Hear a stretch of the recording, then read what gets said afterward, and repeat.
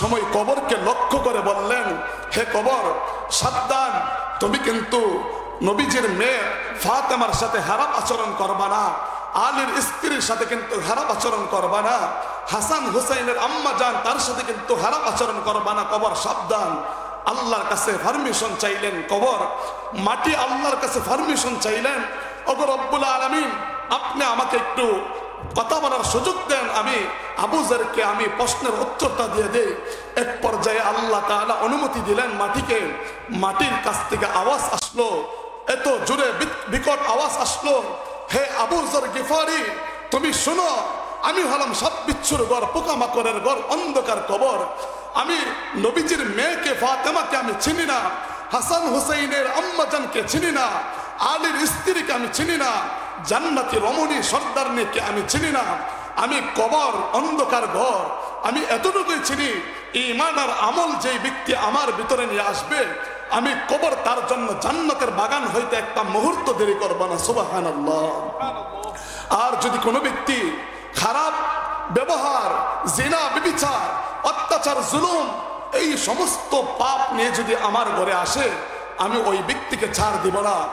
এই জন্য নওজোয়ান ভাই, কত মানুষ দেখো না মৃত্যু বরণ করে মুহূর্তের মধ্যে। গত 2 দিন আগে আমার শ্বশুর বাড়ি সরাইল, সেখানে হঠাৎ করে ঝগড়া লেগেছে, 2 জন ব্যক্তিকে সাথে সাথে হত্যা করে ফেলেছে। মানুষের জীবনটা একদম সংকীর্ণ, মানুষের জীবনটা একদম সংকীর্ণ। এই জন্য আল্লাহ রাসূল বলেন, আমার উম্মতের হায়াত হলো 60 থেকে 70 বছর। এই 70 বছরের ভিতরে আমরা কত কিছু করি, বাড়ি সাজাই, ঘর সাজাই, সংসার সাজাই, সব কিছু করি, কিন্তু আমি আখিরাতকে সাজাই না, কবরের জগৎ সাজাই না। আমার ছেলের জন্য সব কিছু করলাম, আমার বিবির জন্য সব কিছু করলাম, কিন্তু আমার কবরের জন্য আমি চিন্তা করলাম না, ফিকির করলাম না। আজকের এই মাহফিল থেকে আমাদের প্রেরণ করেছি, অল্প দিনের হায়াত যখন শেষ হয়ে যাবে, আমি আল্লাহ তাআলার কাছে আবার তোমাদেরকে ফিরে আসতে হবে। জোরে বলেন সুবহানাল্লাহ। আমরা যেহেতু আজকে মর্দে গানের স্মরণে মাহফিল, আমাদের অনেকেরই মা নাই, অনেকেরই বাবা নাই, অনেকের আত্মীয় স্বজন অন্ধকার কবরে চলে গেছে, এতে কোনো সন্দেহ নাই। এই জন্য আলোচনা হবে অল্প, কথা হবে মূল্যবান। আমরা গভীর মনোযোগ দিয়ে কথাগুলি শুনব। আল্লাহ তাআলা আমাদের সকলকে আমল করার তৌফিক দান করুক, সকলে বলি আমিন। আমি যে আয়াতে কারিমা তিলাওয়াত করেছি, আল্লাহ পাক রব্বুল আলামিন বলেন, ওয়ালা নাবলুওয়ান্নাকুম বিশাইইম মিনাল খাউফ। অবশ্যই অবশ্যই আল্লাহ তাআলা বান্দা বান্দীদেরকে পরীক্ষা করবেন। কি করবেন? পরীক্ষা করবেন। এই পরীক্ষাটা অনেকভাবে হবে। 1 নাম্বার খৌফ, অর্থাৎ ভয় দিয়ে আল্লাহ তাআলা পরীক্ষা করবেন। ওয়াল জু', ক্ষুধা দিয়ে আল্লাহ তাআলা পরীক্ষা করবেন। আল্লাহ তাআলা মিনাস সামারাত, অর্থাৎ ফল ফলাদি ফসলাদি দিয়ে আল্লাহ তাআলা পরীক্ষা করবেন। আমওয়াল, সন্তান, ছেলে মেয়ে, এগুলা দিয়ে আল্লাহ তাআলা পরীক্ষা করবেন। পরীক্ষাটা অনেক রকমের হবে। এই জন্য মহাব্বতের মানুষ, এই পরীক্ষাটা আল্লাহ তাআলা আমাদের কাছ থেকে নেবেন। পরীক্ষাটা অনেক রকমের হবে। আল্লাহ তাআলা আদম আলাইহিস সালাম থেকে নিয়ে এই পর্যন্ত যত নবী রাসূল দুনিয়াতে এসেছিলেন, প্রত্যেকটা নবী রাসূলকে আল্লাহ তাআলা পরীক্ষার সম্মুখীন করেছেন। আদম আলাইহিস সালাম পরীক্ষা দিয়েছেন, ইব্রাহিম আলাইহিস সালাম পরীক্ষা দিয়েছেন, ঈসা আলাইহিস সালাম পরীক্ষা দিয়েছেন, সমস্ত নবীদেরকে আল্লাহ তাআলা পরীক্ষা দিয়েছেন। আল্লাহ পাক রব্বুল আলামিনের হাবিব, খলিল, বন্ধু হযরত ইব্রাহিম আলাইহিস সালাম দুনিয়াতে আগমন করার পরেই দেখলেন তার বাবা মূর্তির পূজা করে, মূর্তিকে সিজদা করে, গায়রুল্লাহর পূজা করে, এক আল্লাহ ব্যতীত দেব দেবীদের পূজা করে। সন্তানকে বললেন এইগুলা করার জন্য। ইব্রাহিম আলাইহিস সালাম সবেমাত্র বালেগে উপনীত হয়েছেন।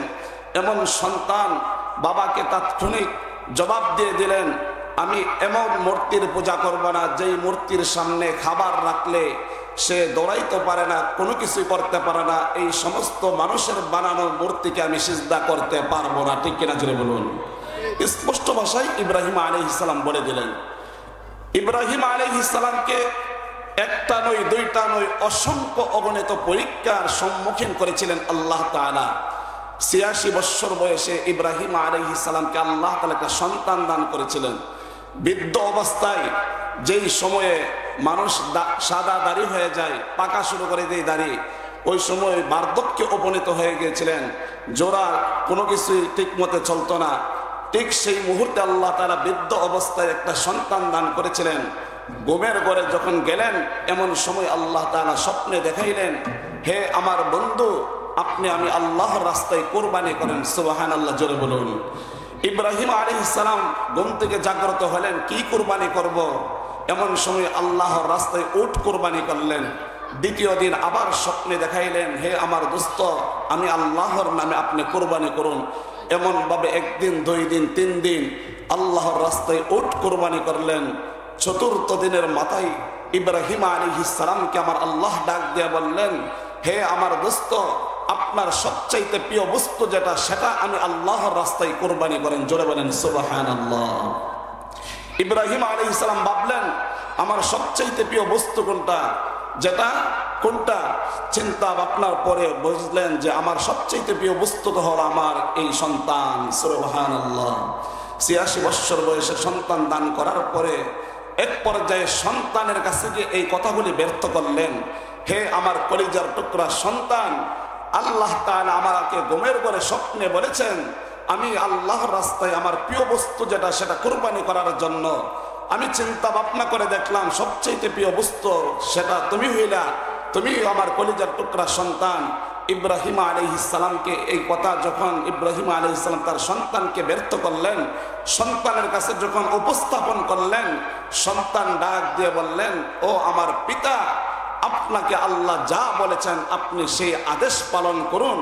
সাতাজিদুনি ইনশাআল্লাহু মিনাস সাবিরিন, আমাকে ধৈর্যশীলদের অন্তর্ভুক্ত পাবেন। জোরে বলেন সুবহানাল্লাহ। ইব্রাহিম আলাইহিস সালাম পরীক্ষায় পাশ করলেন, সন্তানকে জবাই করলেন। জবাই করার মুহূর্তে আল্লাহ তাআলা জান্নাতি দুম্বা দিয়ে আল্লাহ তাআলা সাহায্য করলেন। অনেক বড় ইতিহাস, অনেক লম্বা ঘটনা, এদিকে আমি যাব না।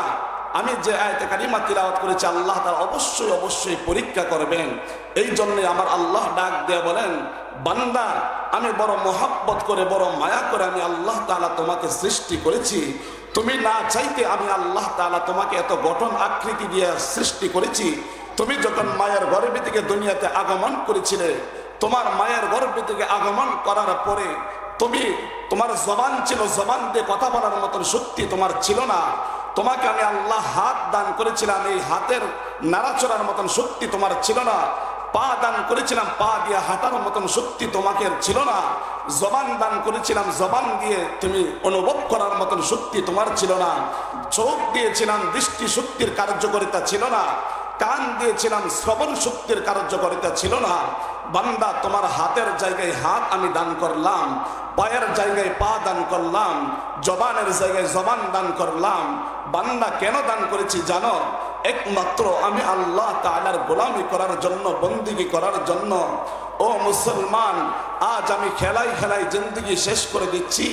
আল্লাহ তাআলা বলেন, ইয়া আইয়ুহাল ইনসান মা গররাকা বিরাব্বিকাল কারীম, হে আমার বান্দা বান্দি, আমি কারীম রব থেকে তোমাকে কে বাধা প্রদান করলো? তুমি না চাইতে আমি আল্লাহ তাআলা তোমাকে 3.5 হাত বডি দান করলাম। এই বডির মধ্যে সবচাইতে আকর্ষণীয় যে জিনিস, সেটা হলো একটা সুন্দর চেহারা।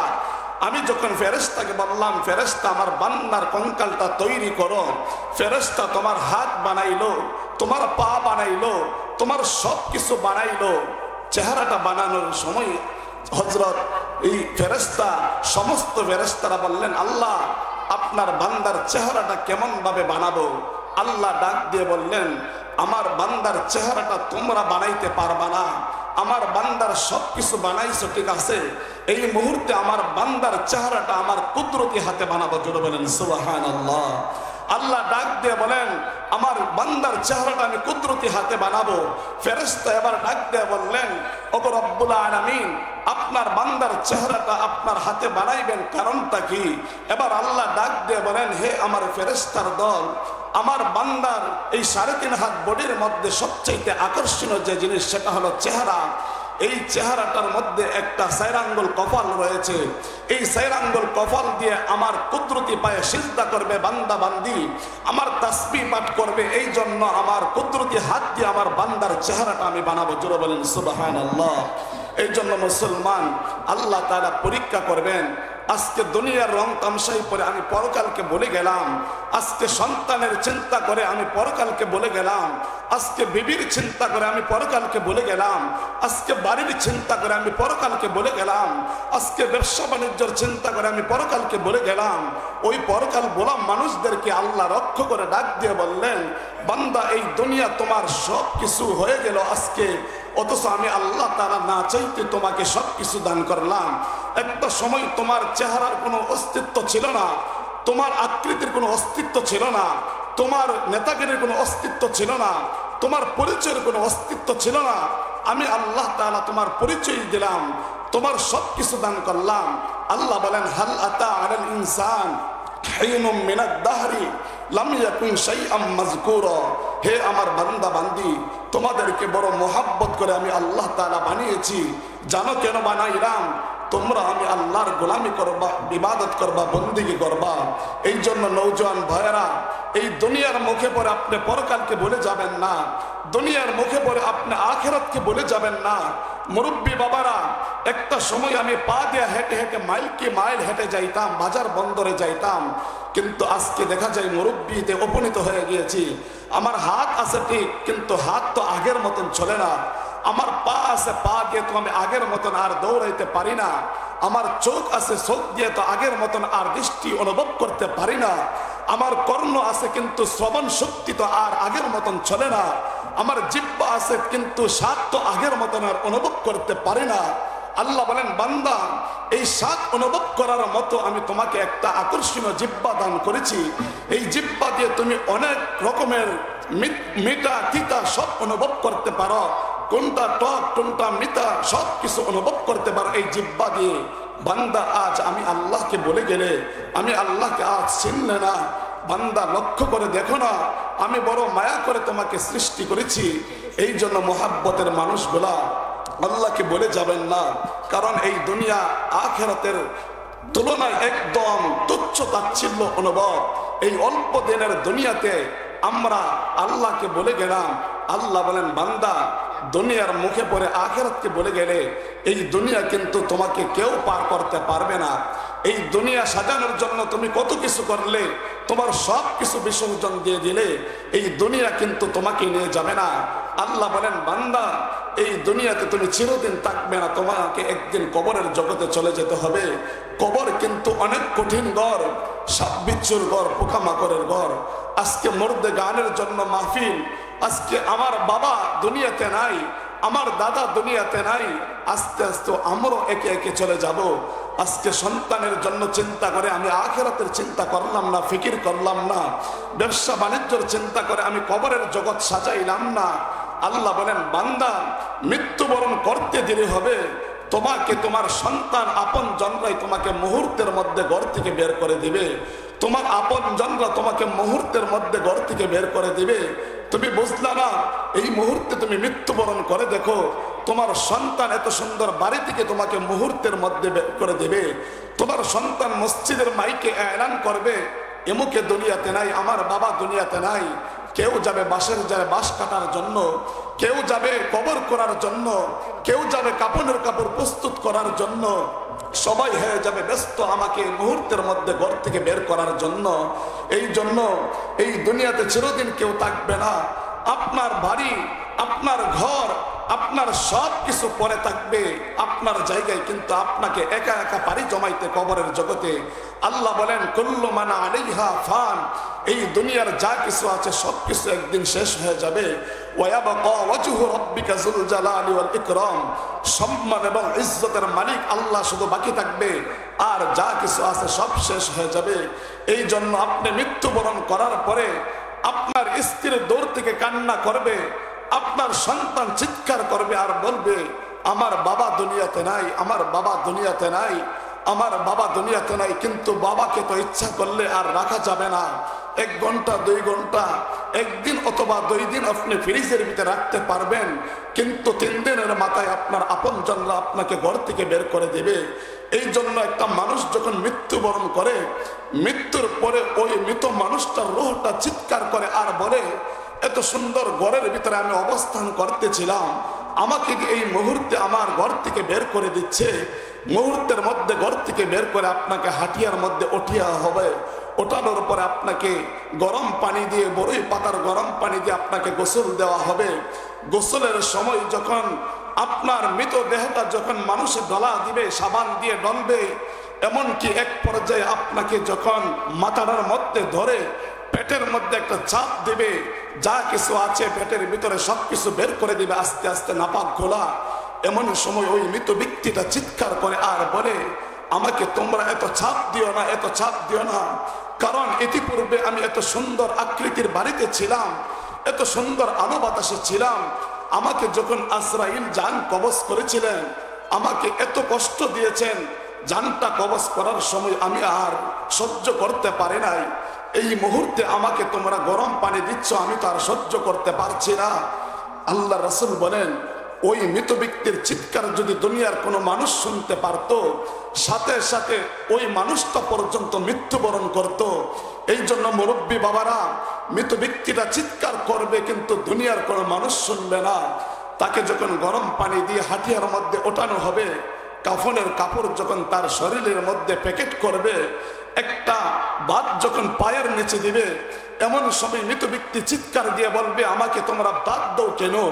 দ্বিতীয়বার যখন পেটের মধ্যে আরেকটা বাদ দিবে, মৃত ব্যক্তি চিৎকার দিয়ে বলবে, আমাকে তোমরা প্যাকেট করছো কেন? আমি তো ইতিপূর্বে আমার সন্তানের সাথে অবস্থান করেছিলাম, আমার পরিবারের সাথে অবস্থান করেছিলাম, এত সুন্দর টাইলসওয়ালা বাড়িতে আমি ছিলাম, যে বাড়ির জন্য আমি বছর কি বছর বিদেশের বাড়িতে অবস্থান করেছিলাম বাড়ি সাজানোর জন্য। আজকে দিয়ে আমাকে মুহূর্তের মধ্যে তোমরা হাটিয়ার মধ্যে উঠিয়ে দেওয়া হলো। আবার যখন তৃতীয় আরেকটা বাদ দিবে মাথার উপরে, ওই সময় মৃত ব্যক্তি চিৎকার দিয়ে বলবে, আমাকে তোমরা বাদ দিও না, বাদ দিও না। ওই মৃত ব্যক্তি চিৎকার দিলে কি লাভ হবে? তার চিৎকার তো আর দুনিয়ার কোনো মানুষ শুনবে না। এক পর্যায়ে মৃত ব্যক্তিকে হাটিয়ার মধ্যে রেখে যখন চার পায়ে চারজন কাঁধে যখন নিয়ে যখন চার পাওয়ালা পালকি, এই পালকিতে অবস্থান করবে, আপন সন্তান অথবা আপন ভাতিজা অথবা আপন ভাই, তারাই কিন্তু কাঁধে করে কবরের দিকে রওনা হয়ে যাবে। এমন সময় মৃত ব্যক্তির রূহটা বলবে, মনে হয় আমার আপনজনরা আমার সাথে কবরে অবস্থান করবে। তাকে যখন কবরের পাশে রাখা হবে, এমন সময় দুইজন ব্যক্তি অথবা তিনজন ব্যক্তি মৃত ব্যক্তিকে ধরে যখন কবরে নামবে, এক পর্যায়ে মৃত ব্যক্তি মনে করবে, আমার সন্তান বুঝি আমার সাথে কবরে অবস্থান করবে, আমার ভাই বুঝি আমার সাথে কবরে অবস্থান করবে। না, এটা আসলে এরা এরকম না। ওই মৃত ব্যক্তি এরকম ভাবলো কোনো লাভ হবে না। আস্তে আস্তে সবাই কবরে রেখে যখন দেওয়ালের পিছনে চলে যায়, এক পর্যায়ে মৃত ব্যক্তির আপনজন সন্তান লাফ মেরে কবর থেকে উঠে যায়। মৃত ব্যক্তি চিৎকার দিয়ে বলে, হায়রে, আজকে কার জন্য এত সুন্দর বাড়ি সাজাইলাম, কার জন্য এত সুন্দর ঘর সাজাইলাম, কার জন্য এত সুন্দর করে সংসার করলাম, আজকে দিয়ে আমার সন্তান আমাকে মুহূর্তের মধ্যে কবরে একা একা রেখে, আমাকে একা একা রেখে কবর থেকে উঠে গেল। এক পর্যায়ে মৃত ব্যক্তিকে ওপরে বাঁশ দিয়ে, ওপরে মাটি চাপা দিয়ে, চাটিয়ে দিয়ে, ডাইনও মাটি থাকবে, বামেও মাটি থাকবে, নিচেও মাটি থাকবে, ওপরও চাপা মাটি দিয়ে আমাকে একা একা এই অন্ধকার কবরে রেখে আমার আপন জনরা চলে আসবে। ও মুসলমান, আজও কি তুমি চিন্তা করো না? আজও দুনিয়া দুনিয়া করে তুমি সবকিছু বলে গেলে। আমি বলি, এই দুনিয়া হলো বড় স্বার্থপর দুনিয়া। এই দুনিয়া কাউকে অবস্থান করার মতন সুযোগ দিবে না। এই দুনিয়ার কত বাদশাহ, কত রাজা বাদশারা ছিল, দুনিয়ার বাহাদুরিত্ব কত রাজা বাদশারা করেছিল। ইতিপূর্বে আমাদের দেশে বড় বড় প্রেসিডেন্ট ছিল, তারা যখন একটা রাস্তা দিয়ে যাইতেন, কত পুলিশ, কত র্যাব, কত পাহারাদারিত্ব করত, তাদেরকে পাহারাদারিত্ব দিত। কিন্তু আজ আমার কবরে আমি একা একা পড়ে থাকবো। এই জন্য আল্লাহ বলেন, বান্দা, এই দুনিয়াতে চিরদিন থাকবা না, এই কবরের জগতে কেউ তোমাকে সহযোগিতা করবে না।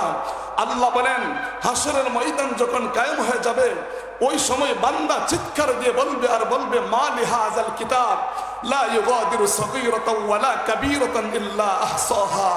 এ কেমন আমল নামা দিল, যেই আমল নামার মধ্যে ছোট বড় শিরকি বেদাতি প্রকাশ্যে গোপনে সব গুনাহ এই আমল নামার মধ্যে লিপিবদ্ধ থাকবে। এক পর্যায়ে বান্দা হাসরের ময়দানে আফসোস করবে, ও আম্মা মান উতিয়া কিতাবাহু বিশিমালিহি ফায়াকুলু ইয়া লাইতানি লাম উতা কিতাবিয়া ওয়া লাম আদরি মা হিসাবিয়া ইয়া লাইতাহা কানাতিল কাদিয়া মা আগনা আন্নি মালিয়া। বান্দার আমলনামা যখন হাতে এসে যাবে, বান্দা বলবে, হায়রে আজকে যদি আমলনামা আমার হাতে না আসতো কতই না ভালো হতো। এক পর্যায়ে আল্লাহ বলেন, ও আম্মা মান উতিয়া কিতাবাহু বিশিমালিহি ফায়াকুলু ইয়া লাইতানি লাম উতা কিতাবিয়া ওয়া লাম আদরি মা হিসাবিয়া ইয়া লাইতাহা কানাতিল কাদিয়া মা আগনা আন্নি মালিয়া। ওই বান্দা বলবে, মালিয়া, আজকে যদি আমার সম্পদ আমাকে এই কবরের জগৎ থেকে বাঁচাইতে পারতো কতই না ভালো হতো।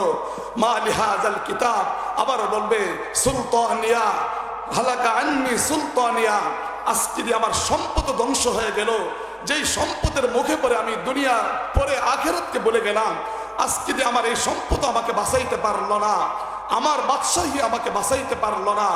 এক পর্যায়ে আল্লাহ পাক রব্বুল আলামিন আযাবের ফেরেশতাকে ডাক দিয়ে বলবেন, হে ফেরেশতা, খুজুহু ফাকুল্লু, খুজু তাকে পাকড়াও করব, ফাকুল্লু তাকে নিক্ষেপ করো, সুম্মাল জাহিমা সল্লু তাকে এমন স্থানে নিক্ষেপ করো, একটা দুর্গন্ধযুক্ত স্থান যেখানে পুঁজ, রক্ত, বিভিন্ন খারাপ আবর্জনা, ময়লা আবর্জনার স্থান এই কুয়ার মধ্যে নিক্ষেপ করবে হাসরের ময়দানে। ওই আযাবের ফেরেশতা যেই ব্যক্তি জাহান্নামী হয়ে যাবে তাকে নিক্ষেপ করবে, নিক্ষেপ করতে দেরি হবে। সুম্মাল জাহিমা সল্লু সুম্মা ফি সিলসিলাতিন যারউহা ৭০ যিরাআন ফাসলুকু, নিক্ষেপ করতে দেরি হবে, সাথে সাথে ৭০ গজ মাটির নিচে অবস্থান করতে দেরি করবে না। এই জন্য মুরব্বী বাবারা, এই দুনিয়ার মুখে পড়ে আপনি পরকালকে বলে যাবেন না, কারণ সম্পদ আপনি কামাই করতে হবে, ছেলেমেয়ের জন্য আপনি সবকিছু করতে হবে, কিন্তু এই ছেলেমেয়ে কিন্তু আপনাকে হাসরের ময়দানে আল্লাহর আসামির কাঠগড়াই থেকে বাঁচাইতে পারবে না। আজকে এই মরহুম আল্লাহ সাইদুর রহমান সাহেবের স্মরণে মাহফিল, সাইদুর রহমান সর্দারের নামে মাহফিল। আজকে এই সাইদুর রহমান সাহেব কত প্রভাবশালী ছিল, তিনিও তো একটা সময় আমাদের মতো এই সমাজে বসবাস করতেন, তিনিও তো মানুষের সাথে ওঠা বসা করতেন, কিন্তু আজকে মৃত্যুর পরে তার নাম নিশানা নাই, তার অস্তিত্ব নাই, তার কোনো কিছুই নাই। যদিও তার ছেলেরা আজকে স্মরণ মাহফিল করেছেন, কিন্তু ছেলেরা পরবর্তী জেনারেশনে এমন একটা সময় আসবে কেউ তাকে স্মরণই করতে পারবে না, তার নামই অনেকে জানবে না। পরবর্তী আমাদের পূর্বে অনেক মুরব্বীরা ছিল, আজকে তাদের নাম আমরা জানি না। আমাদের দাদার পূর্বে আমার দাদার বাবা ছিল, তাদের নাম পর্যন্ত আমরা জানি না। একটা সময় আমার নাম নিশানা সবকিছু মুছে যাবে, আমার অস্তিত্ব থাকবে না। এই জন্য আমাদের ব্রাহ্মণবাড়ির কৃতি সন্তান ছিলেন আল্লামা হাফেজ জুবাইর আহমদ আনসারী, তিনি বলতেন, এমন জীবন তুমি করো গঠন, মৃত্যুর পরেও তোমার মানুষে তোমার জন্য কাঁদবে, তুমি মৃত্যুর পরে হাসতে হাসতে কবরে চলে যাবে। এই জন্য আমার জীবনটাকে এমনভাবে গড়তে হবে যাতে করে আমার মৃত্যুর পরে আমার জন্য মানুষ কান্না করে, আমার মৃত্যুর পরে মানুষ আমাকে স্মরণ করে। আজকে ওনার সুসন্তান হিসাবে সন্তানগুলা ওনার জন্য স্মরণ সভা করেছেন। দোয়া করি আল্লাহ তাআলা ওনাকে সহ ওনার পূর্বপুরুষ যারা ছিল, সাইদুর রহমান সাহেবের পূর্বপুরুষ যারা ছিল, তাদেরকে যেন আল্লাহ তাআলা জান্নাতের আলা মাকাম দান করেন। আজকের এই মাহফিল থেকে দোয়া করি। এই জন্য বাবা ও নওজোয়ান ভাই, তুমি একটু চিন্তা করে দেখো, একটু বিবেক দিয়ে চিন্তা করো, হায়রে আজকে যদি এই মুহূর্তে আমার মৃত্যু এসে যায়, আমি আল্লাহর দরবার কি নিয়ে যাব? আমার তো আমলের হাতা শূন্য, নেকির আমল শূন্য, সবকিছু শূন্য, আমি কি নিয়ে আল্লাহর দরবারে যাব? এই জন্য এই দুনিয়াটা হলো কামাই করার জায়গা।